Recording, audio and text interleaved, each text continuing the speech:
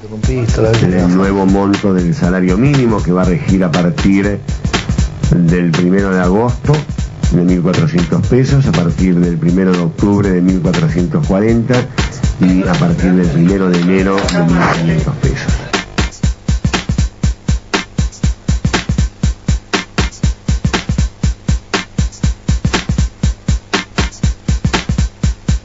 En definitiva, lo que ustedes han hecho hoy es simplemente a partir del diálogo, del debate, de las diferencias, acordar y acordar sabiendo que todos tienen algo que ceder.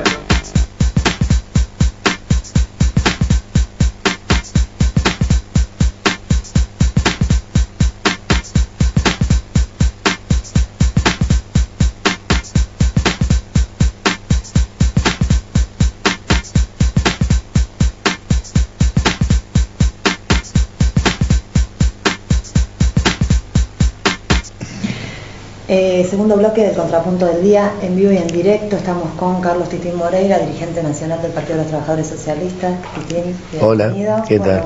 Acabamos de ver un editado de la presentación de la presidenta del nuevo salario mínimo. ¿Cuál es tu opinión? Bueno, ahí decía bien claro, ¿no? No llega al 40% de la canasta familiar.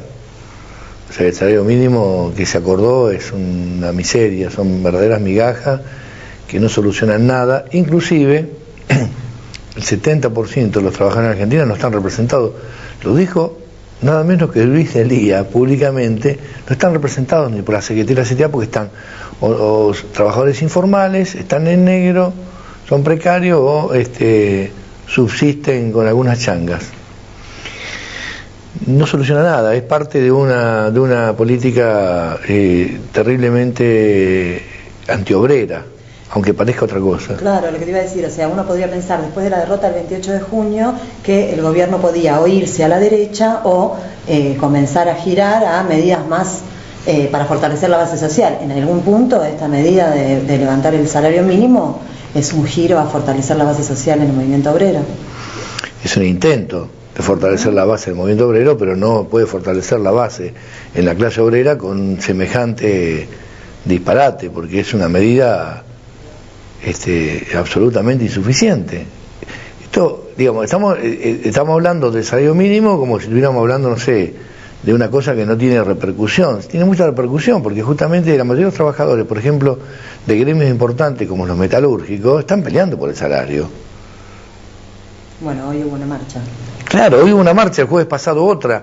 Hoy la marcha fue inclusive mayor que el jueves pasado. O sea, los metalúrgicos de todo el país, gremio que había sido siempre vanguardia en la lucha reivindicativa, en la lucha salarial, siempre era un gremio testigo, ¿no? Ahora son los camioneros el testigo. Volvieron a la lucha porque la dirección sindical no consigue en la mesa de las negociaciones, las patronales no han cedido.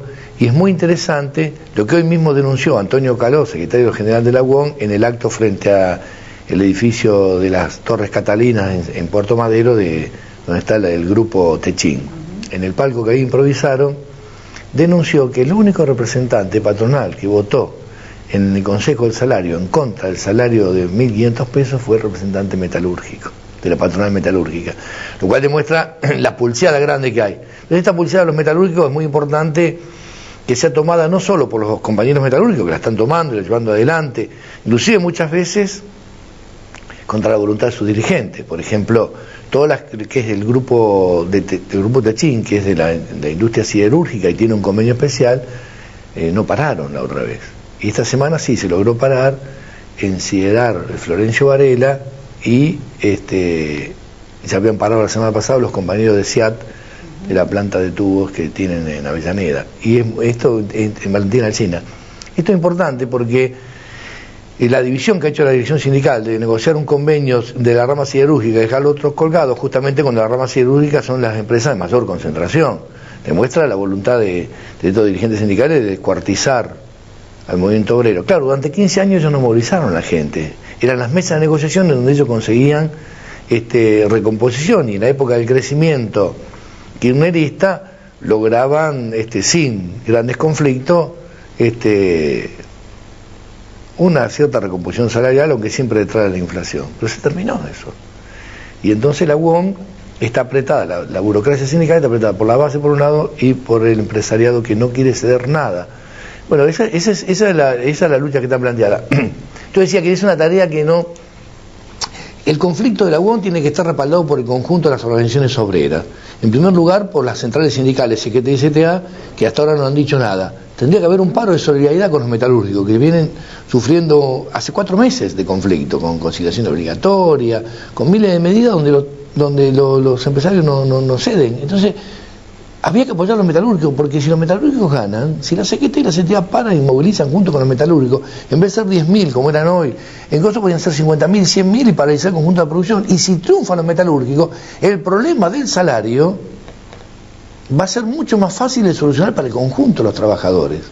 Por eso, el salario no va a salir de las mesas de negociación de Consejo de Salario o de las mesas de económico y social. El salario va a salir de la lucha encarnizada de los trabajadores, porque la patronal no quiere soltar ni un peso de sus ganancias, que por producto de la crisis se le han ido reduciendo. No es que tenga pérdidas, se le reducieron las ganancias. Entonces, no hay forma. Lo que se pone ahora sobre la picota es o el camino que iniciaron los metalúrgicos, inclusive en contra de la voluntad de su dirigente, o el camino de la negociación que termina en acuerdos como este del salario mínimo, que es una miseria. Vos recién decías, el camino es la lucha o fortalecer por un lado lo de los metalúrgicos, pero a ir hacia una lucha. Ayer, no sé si lo viste en el Contrapunto Debates especial que hicimos, una mesa sobre la crisis, que estaba Claudio Katz, Guillermo Gilán y Paula Bach discutiendo, también planteaban el problema de los ataques al movimiento obrero en el contexto de la crisis.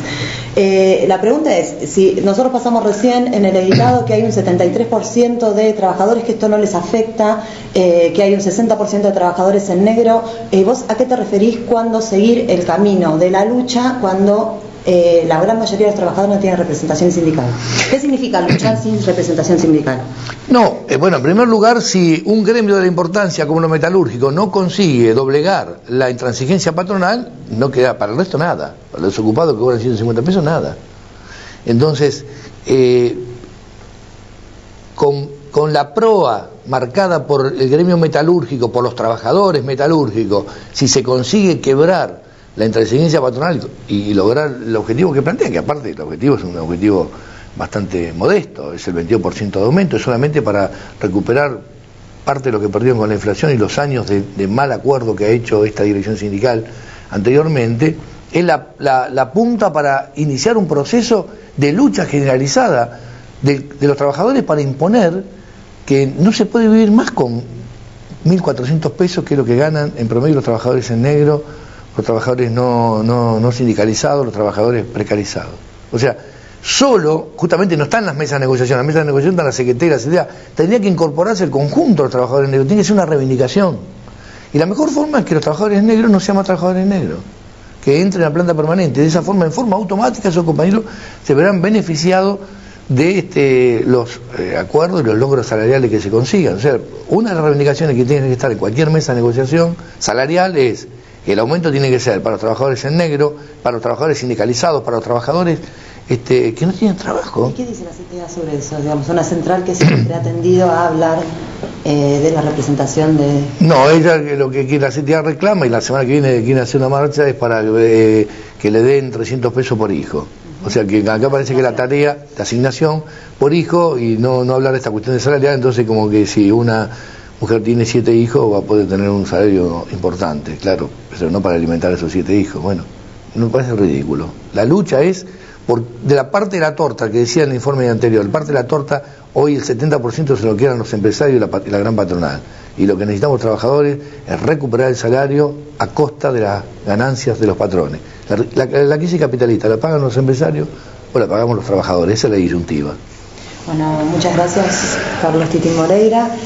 Vamos a un corte y volvemos con el segundo bloque del Contrapunto del Día.